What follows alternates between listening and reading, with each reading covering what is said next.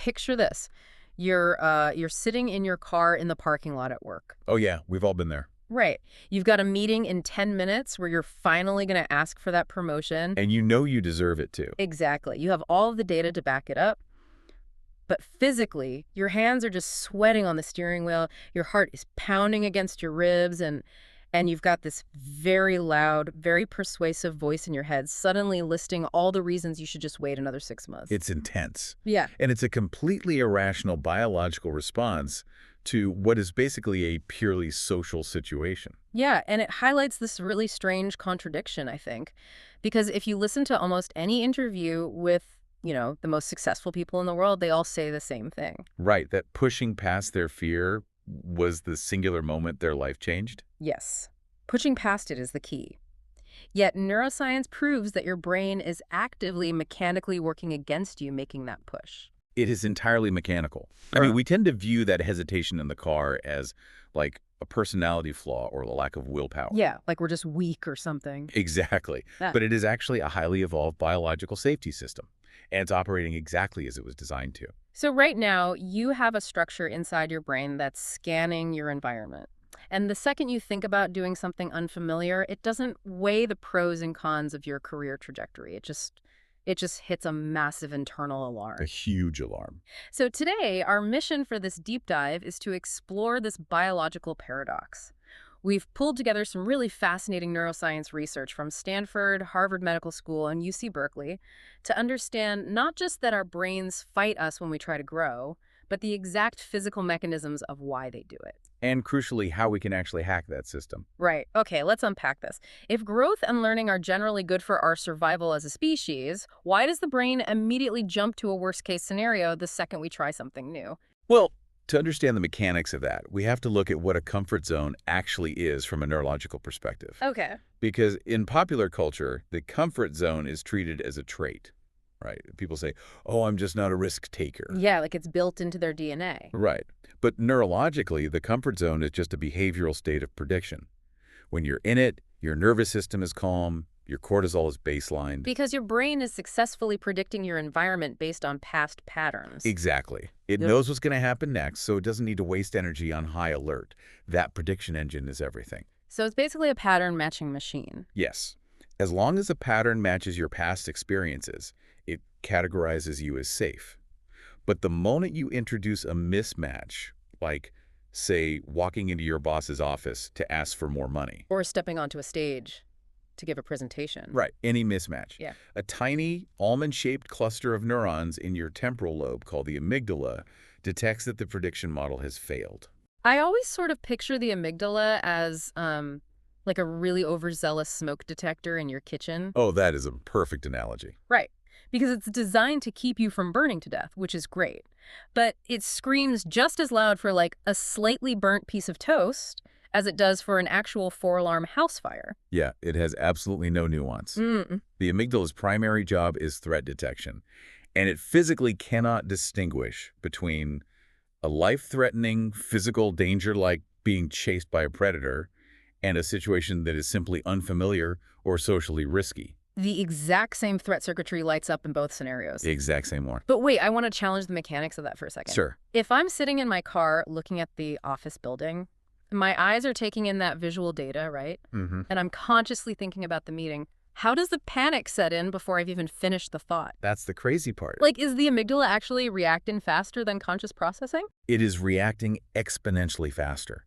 And the biology of how it does that is just incredible. So sensory information like what you see or hear enters your brain and hits a relay station called the thalamus. Okay, the thalamus. And from there, the signal actually splits. One path goes up to your prefrontal cortex. Which is the rational, conscious part of your brain that formulates thoughts. Exactly.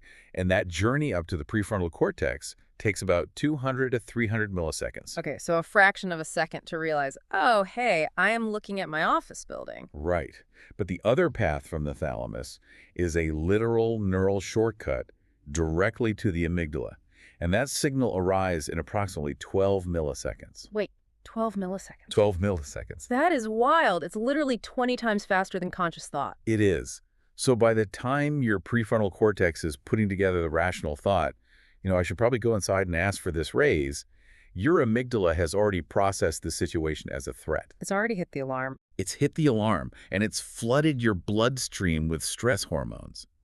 Psychologist Daniel Goleman calls this the amygdala hijack. Amygdala hijack. I like that. Yeah, the survival brain takes over the physical body, and the rational brain essentially just gets disconnected from the controls. Which completely explains why logic is utterly useless when you're terrified. I mean, you can't just think your way out of a physiological flood that has already happened. No, you really can't. But since this hijack is happening in 12 milliseconds, how do we even recognize it in our day-to-day lives? Because our racing heart and sweaty palms, that's obvious. Very obvious, yeah. But the brain has to be doing this in more subtle ways too, right? Oh, absolutely. Hmm. The hidden signs of an amygdala hijack are insidious, mostly because the brain is highly skilled at disguising fear as responsibility. Oh man, disguising fear is responsibility. So you mean when I have a really difficult email I need to write and I suddenly decide that my entire desk needs to be reorganized and my inbox needs to be color-coded before I can possibly type a single word. That isn't me being a responsible professional getting organized. Not at all. That is your amygdala treating the email like a predator. Wow. You get suddenly busy with low-stakes tasks. You start endlessly researching a topic instead of actually taking action on it. I do that all the time. We all do. You convince yourself that you just need more information or, the timing isn't quite right. Psychology research points out that this kind of avoidance is nearly invisible to us because the prefrontal cortex, once it finally catches up to the amygdala, it rationalizes the fear. Right. It tells you, hey, we aren't scared. We're just being thorough. Exactly. We're just running away from the predator, but we're calling it a strategic retreat. It's brilliant, but it's dangerous. And this brings us to some fascinating research from Harvard Medical School regarding what happens structurally when we do that. Structurally in the brain. Yes. Avoidance is deeply self-reinforcing. Every single time you avoid something uncomfortable, every time you choose to organize the desk instead of sending the email, your brain records that avoidance as a highly successful survival strategy. Because as far as it's concerned, you encountered a predator, you avoided it, and you survived. You didn't die. So the brain strengthens that specific neural pathway. Ah, neurons that fire together, wire together. Exactly. The pathway for avoidance physically thickens. And worse, the threshold for triggering your threat response actually gets lower. Meaning, avoiding the scary thing doesn't just keep you safe today, it actively guarantees you'll be even more terrified of it tomorrow. That's the trap. It takes less and less of a mismatch to trigger the alarm. And it gets even more systemic than that, doesn't it? Because the research from neuroscientists at Stanford University looked at the broader effects of this. Yeah, they found that when people live in a state of chronic comfort, meaning their lives have very low challenge and high predictability for extended periods, the prefrontal cortex actually down-regulates the neural circuits related to novelty seeking. It physically prunes away its own ability to handle the unfamiliar just because those pathways aren't being used. It's use it or lose it. It's like putting a perfectly healthy arm in a cast for a year. The muscle is going to atrophy just sitting there. That's a great way to picture it. Hey. And the American Psychological Association notes that this atrophy is widespread. They report that 60 to 70% of adults feel chronically stalled by risk aversion across multiple domains of their lives. So not just work, but relationships, creativity. Everything. They are stalled by this exact mechanism of down-regulated novelty circuits and reinforced avoidance pathways. Okay, so if the avoidance trap is that strong and our tolerance for novelty is literally shrinking from disuse, causality would suggest we need like a massive shock to the system to fix it. Which is what everyone tells you to do. Right. This is where you see people advocate for the dramatic leap. Quit the job, sell the house, move across the country, burn the boats. On boats, yeah. But looking through the psychology research here, making a giant leap is biologically the absolute worst way to handle this. The dramatic leap is a Hollywood myth. I mean, we love watching a sudden drastic transformation on screen, but mechanically, when the gap between where your prediction engine is now and where you're suddenly trying to force it to go is too large, your nervous system does not enter a state of productive learning. It enters a state of sheer overwhelm. Total overwhelm. Because you aren't just triggering the smoke detector, you are setting the entire house on fire. The amygdala just goes into full lockdown. Right. And if you fail or panic while in that state of massive overwhelm, the brain logs it as catastrophic trauma. which ironically reinforces your avoidance pathways infinitely more than if you had just stayed on the couch. It makes me think of structural engineering. You don't test a newly built bridge by immediately driving a 100-ton freight train over it to see if it holds. No, it would collapse. You apply load gradually, you measure the tension so the structure can learn to bear the weight without snapping. And that structural load limit is what psychologists call the window of tolerance. It is the optimal zone of nervous system arousal. Where you're outside your comfort zone, so you're highly alert, but you haven't tipped into an amygdala hijack. Precisely. The only way to expand your comfort zone sustainably is by operating within that window through repeated, graduated exposure. You give the amygdala manageable, bite-sized doses of discomfort, Yes, to prove that the unfamiliar thing will not result in death. which introduces what we call the growth paradox. You can't get rid of discomfort by avoiding it. You can only expand your tolerance for discomfort through calibrated exposure to it. Right. And I think this completely shatters the myth of the fearless person. We look at people who speak on massive stages or, launch huge companies, and we assume their brains are just wired differently, like their amygdalas just don't fire. But the neuroscience proves they experience the exact same 12 millisecond spike, don't they? Right. The physiological threat response is identical. The difference is entirely in the prefrontal cortex. Yes. They've subjected themselves to enough graduated exposure that their rational brain can say, hey, I hear the 12 millisecond alarm, my palms are sweating, but I have a historical database proving this isn't a predator. We are going to proceed. So courage is not the absence of a threat response. It's a trained mechanical relationship with it. That is exactly it. That is a massive relief for anyone listening. You do not have to wait for the fear to vanish before you start. The fear is supposed to be there. It means the machine is working. But what happens when the resistance isn't just about fearing a specific action, like public speaking? What if the brain is treating a change in who you are as the predator? Oh, this is where it gets really interesting.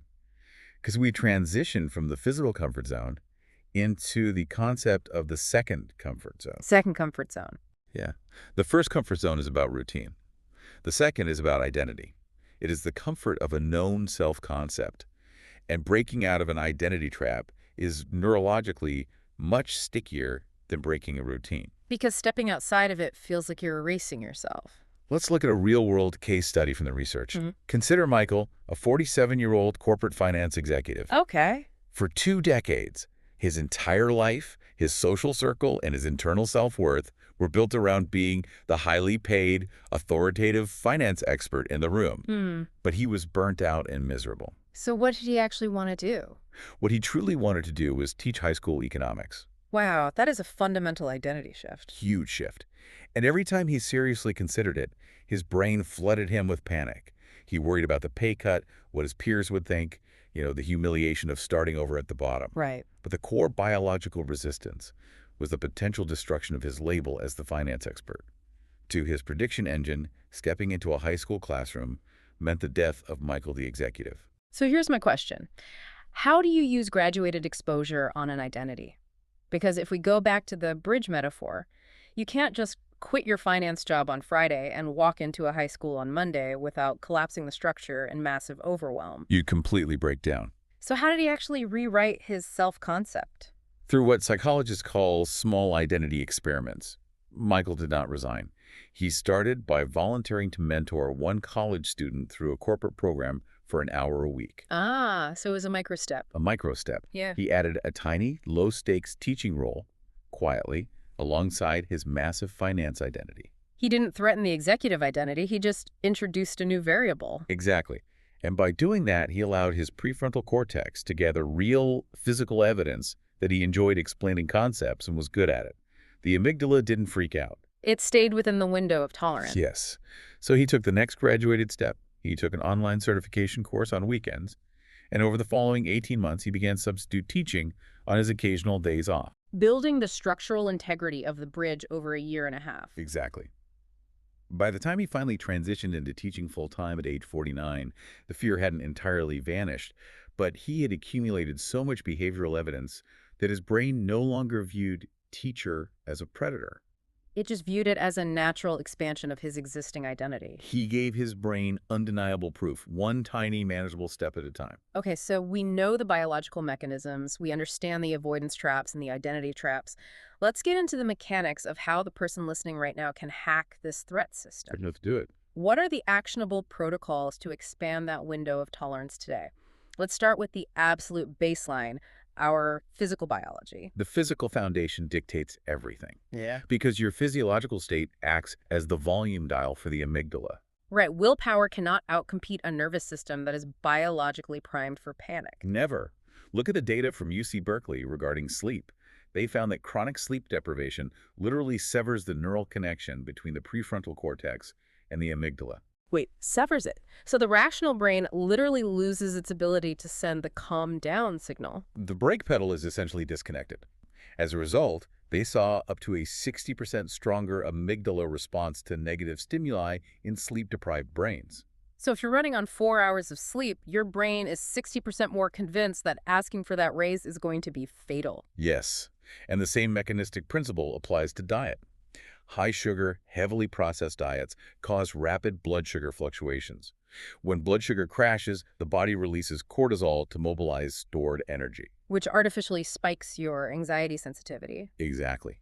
On the flip side, diets rich in omega-3 fatty acids like salmon or walnuts provide the literal building blocks the brain needs to reduce cellular inflammation, which research shows directly correlates with lower anxiety reactivity. You're quite literally feeding your brain the chemical components it needs to keep the alarm system quiet. It's just mechanics. So what role does physical movement play in that wiring?